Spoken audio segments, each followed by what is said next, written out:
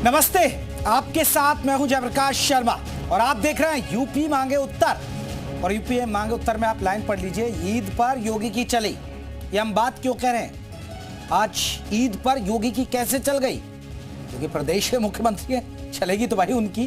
तो आज इसी मुद्दे पर चर्चा हो रही है यूपी मांगे उत्तर में। दरअसल शांतिपूर्ण तरीके से बकरीद का त्योहार मनाया गया।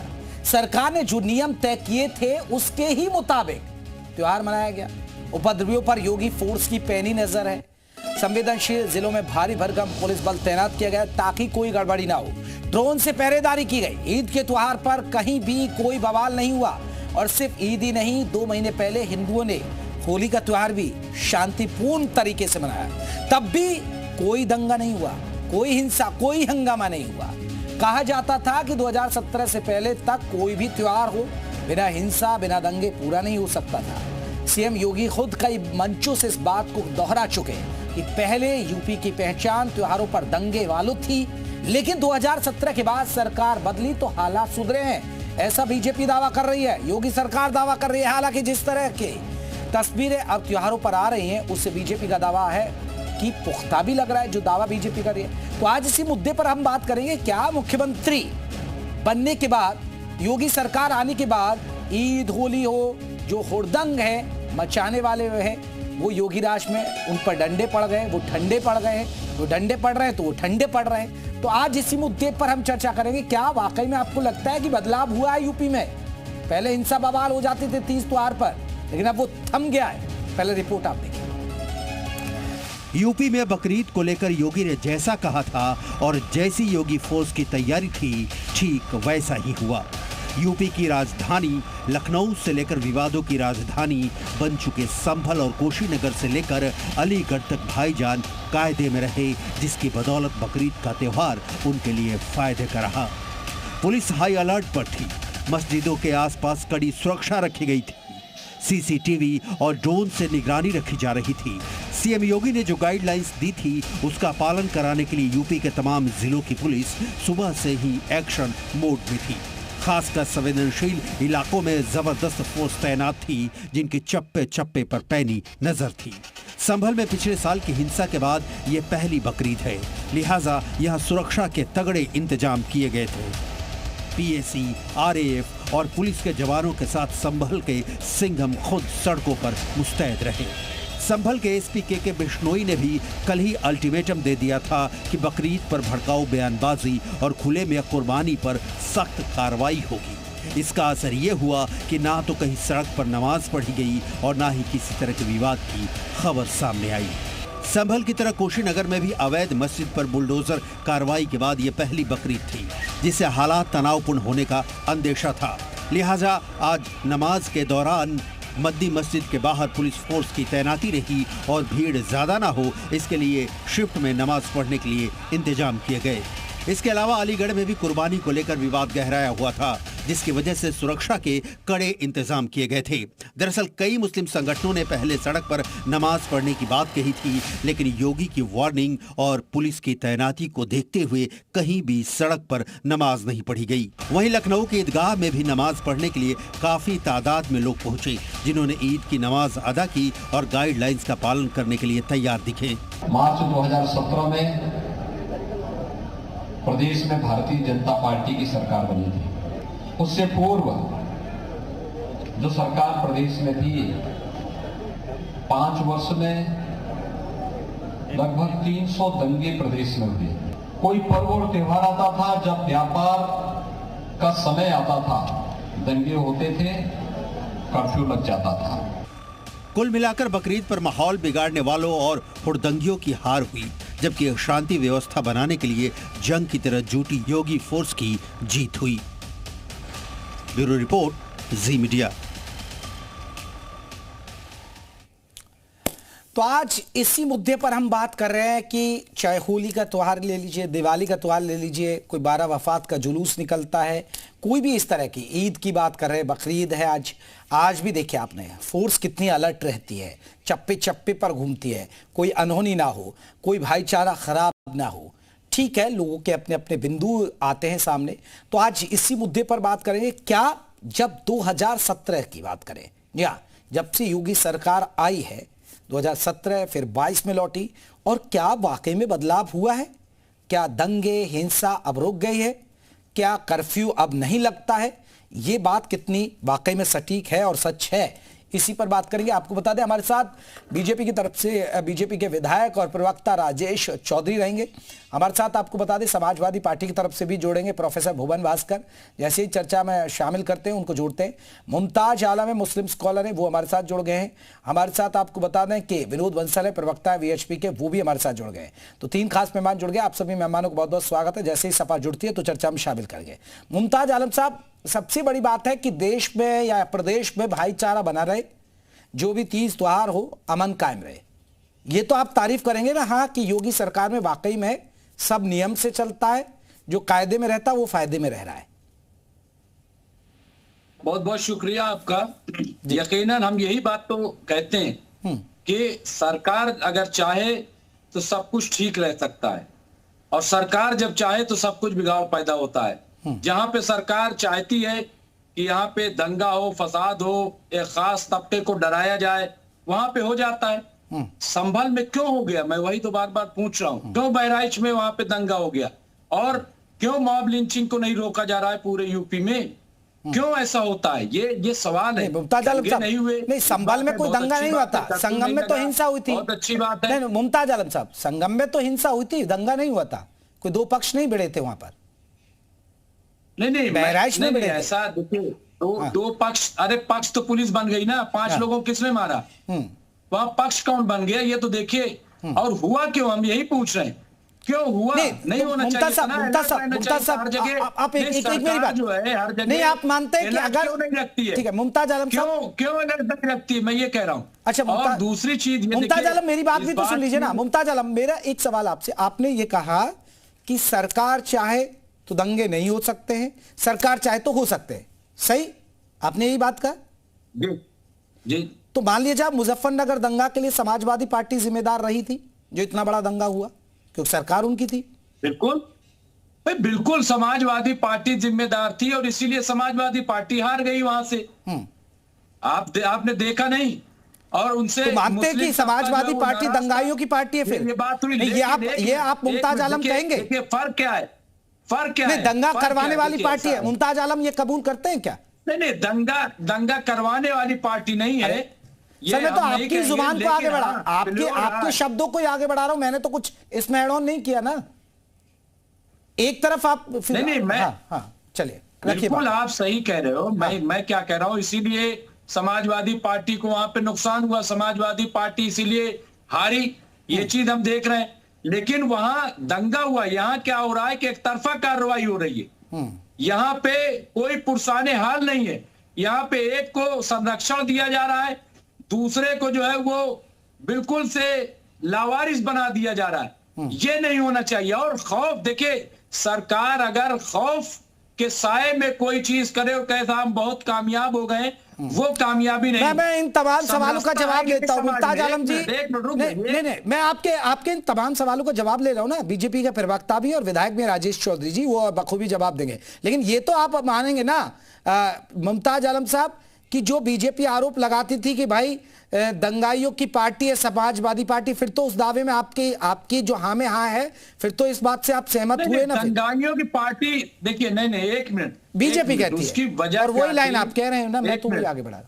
हाँ, देखिए, सुन तो लीजिए, आपने भी सुना होगा, मैं भी जर्नलिस्ट रहा हूं, 4.5 मुख्यमंत्री चलाते थे, ये खूब चला। और उसकी वजह से चूंकि अखिलेश यादव नए आए थे, वो समझ नहीं पा रहे थे। 4.5 5.5 मुख्यमंत्री वहां पे, बाद में जब अखिलेश यादव ने अपने हाथ में लिया तो फिर वहां पे आपने देखा कि विकास की तस्वीरें सामने आने लगी और दंगा रुक गया। आपने खुद देखा होगा 1 साल पहले जब अखिलेश यादव ने अपने हाथ में पूरी कमान ली, तो पहले वो चूंकि समझ नहीं पाए थे, कोई समझ रहा था मुलायम सिंह चला रहे हैं, कोई समझ रहा था कि प्रोफेसर साहब चला रहे हैं, कोई समझ रहा था आजम खान चला रहे हैं, कोई समझ रहा था कि कोई और। कभी कुछ। चलिए, मैं इस पर बंसल साहब देखिए, बंसल साहब वो मान रहे हैं कि सरकार के हाथ में होता है सब चीज। लेकिन चलिए, मैंने उनसे फिर समाजवादी पार्टी के बारे, लेकिन सर वो क्या फायदा जब आप डरा के एक विशेष वर्ग को आप डरा रहे हैं और एक विशेष वर्ग का पक्ष ले रहे हैं? ऐसा चल रहा है यूपी में मुमताज साहब सही है ना, यही सवाल पूछना है ना मुझे इनसे? नहीं नहीं बिल्कुल, ये हो रहा है। अरे सवाल क्या, ये सच्चाई है। ठीक है, चलिए। हिंदू देखिए बात यह है कि एक वर्ग विशेष की एक मान्यता बन गई है कि वो डंडे के ही यार हैं, प्यार की भाषा कम समझते हैं, डंडे की भाषा ज्यादा समझते हैं। ये कुछ इस्लामिक कट्टरपंथी लोग हैं जो इस तरह की भाषा में बिलीव करते हैं। उनको अगर प्यार से समझाया जाए तो नहीं समझ में आता। आप देखिए कि दिल्ली सहित देश भर के कई राज्यों में ऐसे उत्पात हुए हैं आज। और आप देखिए कि दिल्ली के अंदर तो 2 जगह हमने गौवंश की हत्या होते हुए पकड़ी, और कई जगह दिल्ली की सरकार ने जब कल एक एडवाइजरी जारी की थी उसके बावजूद भी आज 2-3 ट्वीट मेरे को करने पड़े कि देखिए सार्वजनिक रूप से किस तरह से हिंसा हो रही है और ये जो निरीह जानवरों का खून हो रहा है। लेकिन आप देखिए कि वही बात है कि जब तक योगी जी का बुलडोजर चलता है तो सब इनको भी याद रहता है, लेकिन जब शांतिपूर्ण चला जाता है तो उसके बाद में इनको लगता है कि नहीं मेरे ऊपर डंडा पड़ गया, मेरे को डंडा पड़ गया। जब प्यार से समझा रहे हैं तो नहीं समझ में आता है इनको। आप मुझे बताइए कि न तो कुरान में कोई इस तरह का जिक्र है, न ही कोई देश का संविधान और कानून अलाउ करता, जिस चीज को कानून अलाउ नहीं करता कि आप सार्वजनिक तौर पर इस तरह का हिंसा का नंगा नाच करें, उनके निरीह जानवरों को बहाएं। और दूसरा, अरे मैं बताता रहा हूँ आपको, मेरा ट्विटर हैंडल देखिए जरा, मैंने आज ट्वीट किया है। अरे सुनो तो सही मेरी बात को भाई, मेरे सुना भी आप झूठ क्यों बोलते हो भाई? आप पता नहीं कहां से मैंने तो प्रूफ दिया भाई, मैंने तो प्रूफ दिया है। अमर कॉलोनी थाने में पुलिस कंप्लेंट भी दर्ज हुई है, वो जिहादी को अरेस्ट भी कर लिया, वो जिहादी को अरेस्ट भी कर लिया। तो बीच में बोलेंगे तो कैसे काम चलेगा? ये सुनना नहीं चाहते ना, इनकी समस्या ये है कि इनको सिर्फ सुनाना है, सुनना नहीं है। आप देखिए कि ये बंसल साहब ये तो सवाल उठेगा ना, आप डंडे की बात कैसे समझते हैं? ये कैसी बात है? नहीं बंसल साहब, क्या डंडे की बात समझते हैं क्या ये लोग? देखिए मैं प्रूफ दे रहा था तब ये बोलने लग गए। अब मुझे बताइए कि मैं कैसे करूं? मैं तो इनके बीच में नहीं बोला था। मैं कहना चाहता हूं प्रूफ कहां दे रहे हो? प्रूफ अब देखो, आप सही बात करो, आपकी कुछ बातें सही होती है। शर्मा जी इन्हीं को ढका दे रखा है कि अपने सही बात बोलने के लिए। मैं नहीं बोलूं कुछ क्या? ठीक है बंसल साहब रखे आप जल्दी से बात बोलिए ना, ताकि जल्दी सुने लगे। ठीक है मैं तथ्यात्मक रूप से बोल रहा हूँ। मुमताज जी मैंने आज सुबह ट्वीट किया था, मेरा ट्विटर हैंडल देखिए, उसमें बाकायदा मैंने एक वीडियो पोस्ट किया है। मेरे पास की कॉलोनी है जिसके अंदर जो है ना सरेआम वो खून खराब हो रहा था, एक जानवर को मारा जा रहा था, जबकि दिल्ली के नियम के अनुसार दिल्ली की सरकार ने कल ही एडवाइजरी जारी की थी कि आप ऐसा नहीं कर सकते, लेकिन कानून को तो मानना नहीं इन्होंने। और वहां चूंकि डंडा चलता है, योगी जी का बुलडोजर चलता है, तो इसलिए इनको मानना पड़ा। सीधी बात है, ये डंडे के यार हैं। मैं सीधी बात कहता हूं, देखिए कानून में इनको भी विश्वास करना चाहिए। ये कहते तो हैं संविधान को मानते हैं, हम कानून को मानते हैं, लेकिन पालन नहीं करते। आप देखिए दिल्ली के अंदर मैं लौट रहा हूँ। बंसल साहब मुमताज साहब रुकिए, मैं राजेश चौधरी जी जुड़ गए। राजेश चौधरी जी देखिए, यहाँ चर्चा हो रही है, चर्चा ये हो रही है कि हम तो मनाई गई, ठीक है, चर्चा ये हो रही है कि आप लोग दावा करते हैं कि पहले दंगे होते थे, कर्फ्यू लग जाते थे, अब जो 30 त्योहार हैं, चाहे होली दिवाली हो या ईद हो, बकरी ईद हो, सब शांतिपूर्ण तरीके से होता है। लेकिन मुमताज आलम साहब कह रहे हैं कि एक विशेष वर्ग को खुश रखते हैं सरकार, एक विशेष वर्ग पर डरा के धमका के उनको धमकाया जाता है, डराया जाता है। ये हो रहा है यूपी के अंदर। राजेश चौधरी, बंसल साहब रुकिए ना, बंसल साहब रुकिए, राजेश चौधरी से मैं रिएक्शन ले लूं। ठीक, देखिए पहले से मैं निवेदन करूंगा सभी पैनलिस्ट से कम एक दूसरे की बात सुने और एक दूसरे के बीच में व्यवधान ना पैदा करें। अपनी बात कहनी है तो अपने समय में कहिएगा, नहीं तो कोई नहीं सुन पाता और मछली बाजार बना देते हैं इसका। मैं ये कहना चाहूंगा, उत्तर प्रदेश के अंदर आज कानून का राज है। आज किसी माई के लाल की औकात नहीं है कि सड़क पर कोई जीव हत्या कर जाए। आज किसी माई के लाल की हैसियत नहीं है कि सड़क पर आकर के कोई उपद्रव करे, दंगा करे, दुकानों को जलाए। किसी की हिम्मत नहीं है कानून के तहत काम करेगा कि आकर के सड़क पर नमाज पढ़ जाए। और नहीं, उससे पहले क्या होता था, समाजवादी पार्टी के शासन में 1100 से अधिक दंगे हुए। अभी जो प्रवक्ता बोल रहे थे पूर्व, उन्होंने कहा कि जब अखिलेश जी ने संभाली दंगे बंद हो गए थे। 1100 दंगे, कल्पना कर सकते हो, 1100 से अधिक दंगे इसी उत्तर प्रदेश में हो गए थे और वो हिंदू ही मारे जाते थे उसमें, उनके ऊपर ही अन्याय और अत्याचार होता था। जहां तक संभल की बात कर रहे हैं, संभल में तो जो दंगा हुआ, दंगा नहीं था, वो तो हमला हुआ। एक तरफ से हिंदुओं की दुकानें जलाई गई और 5 दंगाई खुद की गोली से मारे गए। 5 दंगाई उसमें मरे, वो खुद की गोली से मरे, पुलिस ने गोली नहीं चलाई। अब आप दंगा करोगे, दुकान जलाओगे, तो उत्तर प्रदेश में तो इलाज बहुत अच्छी तरह जानते हैं हम करना। ठीक से नीले चूतड़ कर देते हैं उसके, ठीक से होर्डिंग लगवा करके प्रॉपर्टी को नीलाम करने का काम कर देते हैं। दंगाई के घर पे बुलडोजर भी पहुंच जाता है यदि अवैध रूप से वो बनाया हुआ है। तो उत्तर प्रदेश में आज कानून का राज है। तो आज यहाँ पर सब लोग ठीक पजामे में रहते हैं, अपनी हैसियत में रहते हैं। किसी को विशेष दर्जा यहाँ प्राप्त नहीं है। हम वोट की राजनीति करने वाले लोग नहीं है कि हम वोट की राजनीति करें और हर तरह की छूट दे दें। भारत के संविधान ने जो व्यवस्थाएं दी हैं, उत्तर प्रदेश सरकार का जो कानून है, उस कानून के तहत आप रहिए, अपने धार्मिक अनुष्ठान है उनको करिए, सड़क पे आकर के। लेकिन चौधरी साहब ये आरोप लगा रहे हैं जहां सरकार चाहती है वहां दंगे नहीं होते, जब चाहती है जब करा देते। देखिए उत्तर प्रदेश में तो दंगा कोई हुआ नहीं। हाँ। दंगा तो सपा के शासन, इसका मतलब समाजवादी पार्टी दंगे कराती थी, तो ये कह रहे हैं भाई दंगे समाजवादी पार्टी के शासन में हुए, अखिलेश यादव जी के शासन में हुए, तो इसका मतलब वही दंगा कराते थे, हम तो कराते नहीं है। और जो चाहे संबल में हुआ होगा और इस तरह की कई जगह घटनाएं हुई। लखनऊ के अंदर देखा आपने जिस समय ये सीए का विरोध कर रहे थे, किस तरह से दुकानों को जलाने का काम किया। मैं लौटा हूं, प्रोफेसर भुवन भास्कर जोशी जी जुड़ गए। प्रोफेसर साहब एक बहुत बड़ा सवाल है कि यहाँ चर्चा हो रही है, आपको नहीं लग रहा कितना अच्छा है यूपी? देखिए कितना अच्छा है, ना कोई दंगा होता है, चाहे होली हो, तीज त्योहार हो, ना कर्फ्यू लगता है। इसके लिए तो तारीफ नहीं करेंगे, थैंक यू तो बनता है योगी सरकार को, नहीं? ये लोग दावा कह रहे हैं कि ऐसा नहीं है। जी जोशी जी की आवाज उठाई भाई, म्यूट तो नहीं कर रखा जोशी जी आपने? जोशी जी सर आपने म्यूट किया हुआ है। प्रोफेसर साहब म्यूट किया हुआ है।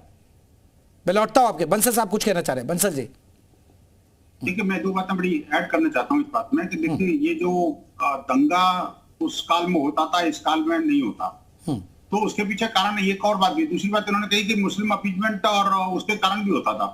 तो एक बात तो साफ हो गई कि आखिरकार दंगाई कौन थे और दंगा में पीड़ित कौन था, ये भी साफ हो गया। अगर आप ये कहते हैं कि मैं नहीं, सरकार अगर एक पक्षकार बनती है, तो मैं कहता हूं अगर मान लो हिंदुओं के पक्षकार बनती भी है सरकार, तो इसका मतलब उस हिसाब से हिंदुओं को दंगा करना चाहिए था, लेकिन हिंदू तो दंगा नहीं करता। और उस समय चूंकि खुली छूट किसको थी? जिहादियों की थी। वो जिहादी दंगा करते थे, उनके कैबिनेट में जिहादी था। और वो क्रिमिनल जब आदमी कैबिनेट मंत्री होगा उनके कैबिनेट में, तो निश्चित रूप से दंगा होंगे। हमने देखा किस तरह से दंगे के दौरान जो है सीधा सीधा कह दिया था कि मारो काटो, कोई दिक्कत नहीं है। पुलिस अधिकारियों को फोन कर दिया था, कोई किसी को नहीं पकड़ेगा। तो ये जो स्थिति है ना, थोड़ा साफ हो गई। और आप देखिए कि बकरीद के नाम पर जिस तरह से हिंसा और आतंक का जो मायाजाल उन्होंने फैला रखा, सार्वजनिक रूप से घर से दिखा करके हिंदुओं को डरा के और निरीह जानवरों का खून निकाल करके और उनको धमका करके ये काम करते थे। अब इस वक्त थोड़ा अंकुश लगा है। मैं कहता हूँ इनको साधुवाद देना चाहिए था। आखिरकार क्यों देश के अन्य भागों में भी क्यों नहीं रुकना चाहिए? जब उत्तर प्रदेश के अंदर अब मान लो केक काट करके और बकरीद मनाई जा सकती है, तो बाकी जगह भी ठीक है। मुमताज साहब नहीं मुमताज आलम देखिए, अगर आप देखेंगे माफिया उसमें कोई जात थोड़े देख रही है। अपराधी जिस तरह राजेश चौधरी ने कहा, आज किसी को जो संपत्ति कुर्क होती है उसमें ना जाति देखी जा रही है ना मजहब देखी जा रही है। बुलडोजर चल रहा है, अगर माफिया है तो बुलडोजर कॉलोनियों को ध्वस्त किया जा रहा है, किसी ने जमीन कब्जा रही है तो उसमें कहां देखा जा रहा है? इनकी कठिनाई है ना कि वो जिहादी पकड़े जाते हैं। जिहादी जो ना उनको खुला नहीं छोड़ा जा रहा। जो क्रिमिनल है वो पहले तो खुले रहते थे, आखिरकार अभी उनको क्यों लगाया गया? क्योंकि जिहादियों के पैरोकार हैं। जो क्रिमिनल्स के पैरोकार हैं वही तो चढ़ेंगे। जो क्रिमिनल के क्राइम के पैरोकार नहीं है उनको तकलीफ थोड़ी होगी कोई। इनको तकलीफ इसीलिए हो रही है क्योंकि क्राइम के पैरोकार क्रिमिनल के साथ खड़े हैं, एलिमेंट के साथ। चले राजेश चौधरी जी देखिए, सब ये ठीक है, आपकी सरकार में ठीक हो रहा है, लेकिन एक चीज, एक नैरेटिव तो ये सेट हो रहा है ना कि आप एक विशेष वर्ग को परेशान करते हैं। हर मामले में एक विशेष वर्ग को धमकी दी जाती है, एक नैरेटिव बनाती है, चाहे विपक्ष हो या मुमताज आलम साहब जो बैठे। आप एक कोई घटना बताइए जहां किसी निर्दोष के खिलाफ कार्रवाई हुई हो, जहां अपराधी के विरुद्ध कार्रवाई नहीं हुई हो, तो ये घटना बताइए ना।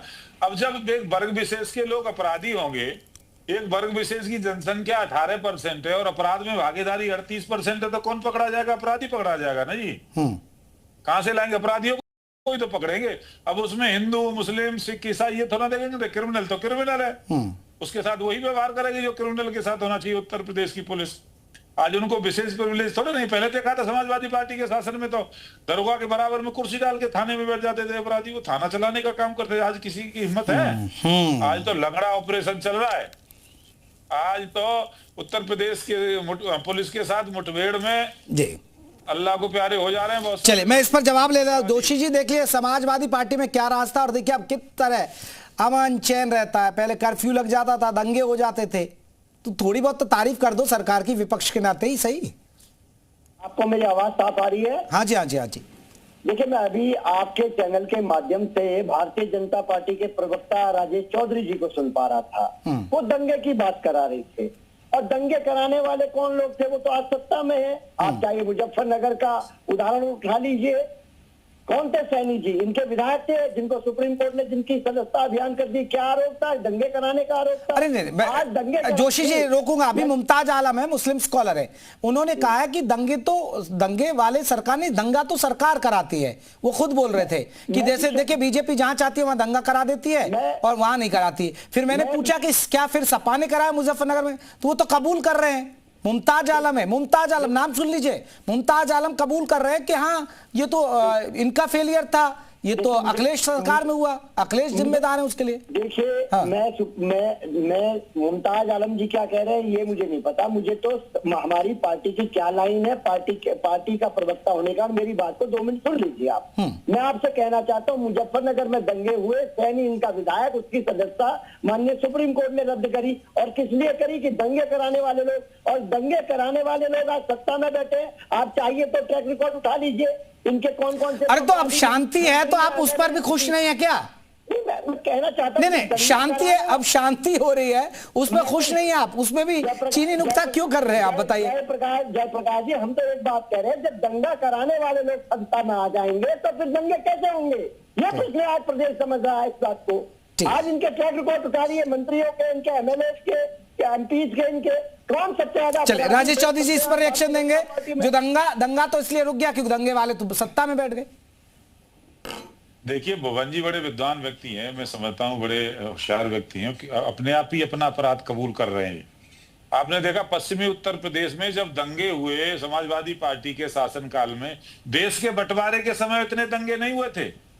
पूरा पश्चिमी उत्तर प्रदेश आग में झोंक दिया था समाजवादी पार्टी की सरकार ने, और सचिन चौधरी और गौरव चौधरी की मुस्लिम दंगाइयों ने हत्या की थी। जब उन हत्यारों को पकड़ करके पुलिस ले आई और मुजफ्फरनगर थाने में ला करके बिठा लिया, तो आजम खान मंत्री थे, आजम खान ने उस समय के तत्कालीन जिलाधिकारी सुरेंद्र कुमार को हड़काया। उन्होंने कहा मैं नहीं छोड़ूंगा, दंगाइयों को पकड़ के लाया हूं।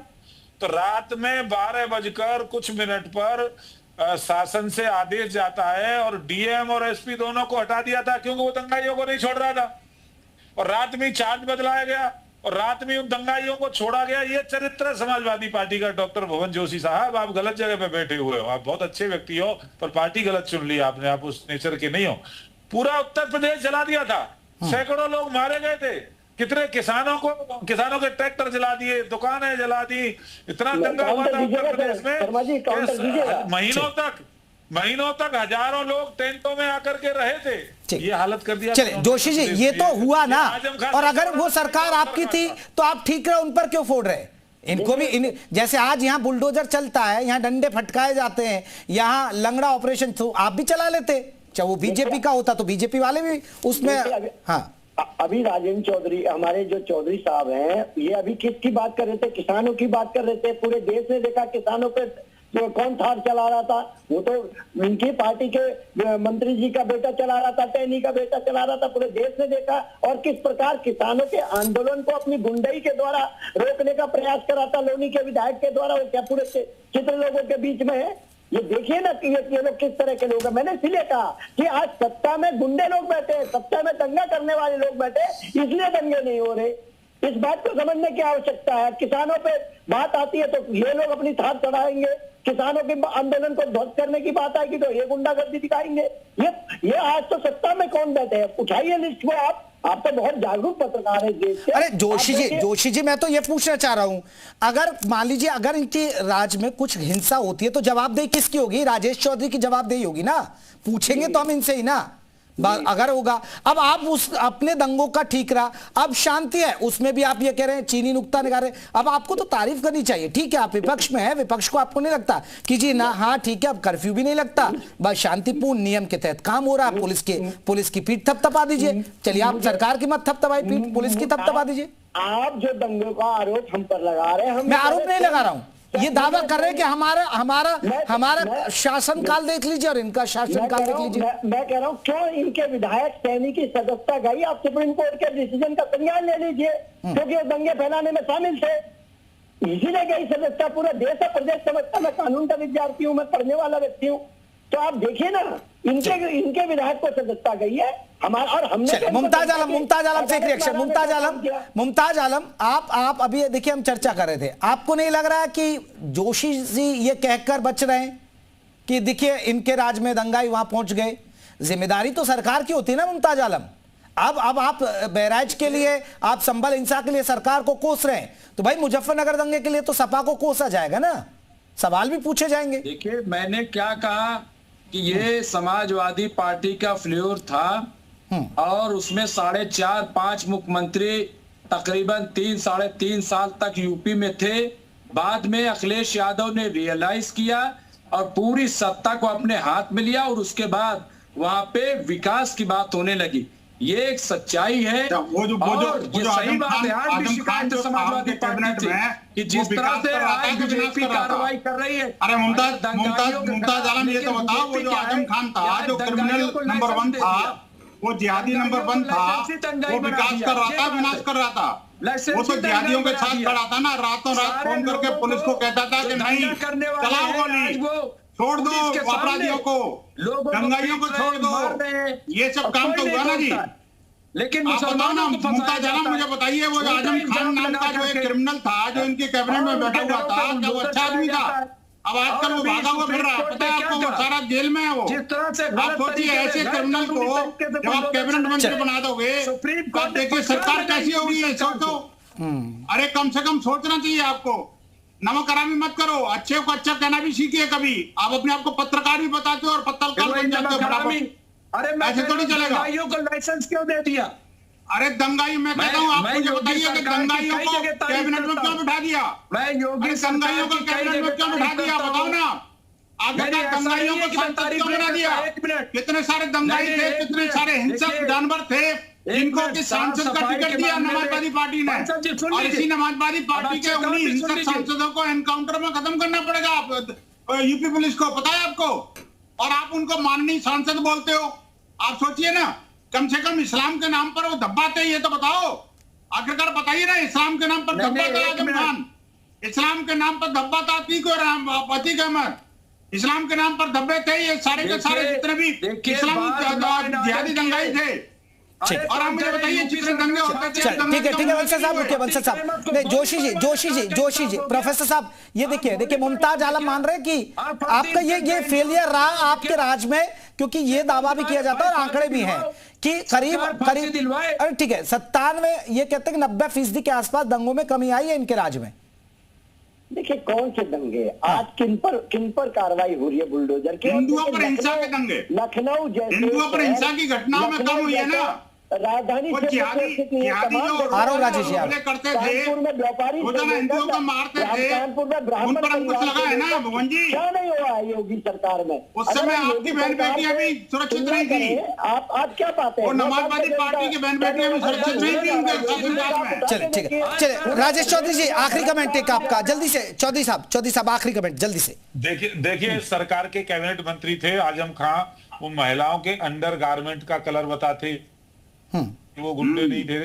वो आईएएस ऑफिसर से जूते साफ कराने की बात करते थे, वो गुंडे नहीं थे क्या? जो आईएएस ऑफिसर्स को तनख्वाहियां बताते थे वो गुंडे नहीं थे? और एक देश में किसान नेता हुए चौधरी अजीत सिंह, उन्होंने कहा था जिस गाड़ी पर सपा का झंडा उसमें बैठा है ये दुनिया जानती है। सुनिए एक मिनट, अभी बात समाप्त करूंगा जल्दी से। चौधरी जी ने कहा कि गुंडे सरकार में, अब साधु सन्यासी को गुंडे बता रहे हैं, ये घोर आपत्तिजनक बात है, हिंदू धर्म का अपमान कर रहे हैं। सरकार में बैठे हुए हमारे मुख्यमंत्री गुंडे हैं क्या? चलिए ठीक है, अब शांति है, शांति पर भी देखिए सियासत हो रही है, अच्छी बात है, तारीफ होनी चाहिए। नमस्कार।